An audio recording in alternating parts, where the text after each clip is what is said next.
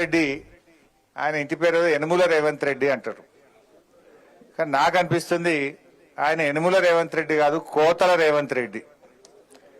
ఏ పథకం చూడు కోత పెట్టుడే. అరే కేసీఆర్ గారు ఉండంగా పంట పంటకు రైతు బంద్ వేసిండు. నీకు ఓఆర్ఆర్ లోపల ఉంటే అయ్యా, రంగారెడ్డి జిల్లాలకు అయ్యా, మేడ్చల్ జిల్లాలకు బంద్ పెడతా, పటాన్ చెరువులకు ఎగబెడతా ఇట్లా అన్నాడు ఆ కేసీఆర్ ఎప్పుడన్నా?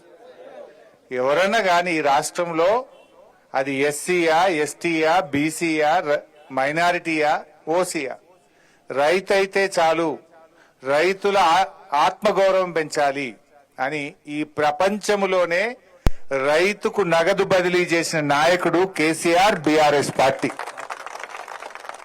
రేవంత్ రెడ్డి వచ్చినాక ఇప్పుడు ఏమంటుండు, నేను పటాన్ చెరువు మీద, ఆయనకు నాకైతే అర్థం కాలేదు పటాన్ చెరువు మీద ఎందుకు పగబట్టిండో నాకు అర్థమైతలేదు రేవంత్ రెడ్డికి.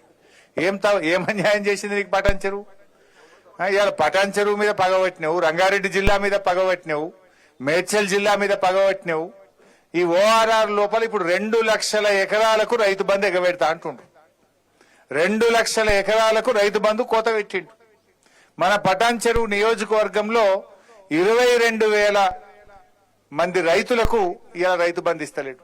22,000 మంది రైతులకు ఇవాళ రైతు బంధు అని మోసం చేస్తుండ్రు రేవంత్ రెడ్డి.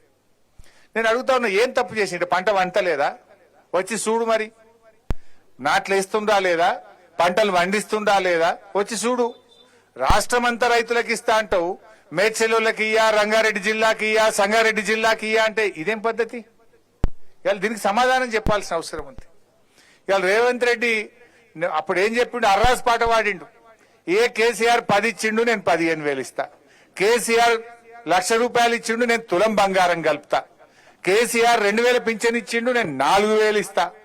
ఆశ చూపించిండు, అరిచేతిలో వైకుంఠం చూపించిండు. ఇప్పుడేం చేస్తున్నాడు రేవంత్ రెడ్డి? వచ్చినాక పెన్షన్లు పెంచలేదు గాని ఇచ్చే పెన్షన్లు 1,00,000 మందికి కోత పెట్టిండు. 1,00,000 మందికి పెన్షన్ బంద్ అయింది ఇప్పుడు రేవంత్ రెడ్డి వచ్చినాక.